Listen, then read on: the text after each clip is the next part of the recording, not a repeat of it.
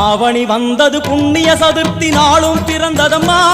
அதிகாலை முதலே மனையில் மங்கள மேளம் ஒலிக்குதம்மா கஜமுகனின் வரவை காண குடும்பம் வாசலில் கூடுதம்மா மா கோலம் இட்டொரு மனை மேல் வந்தான் ஆரத்தியாகுதம்மா கணபதி ராஜா வந்தார்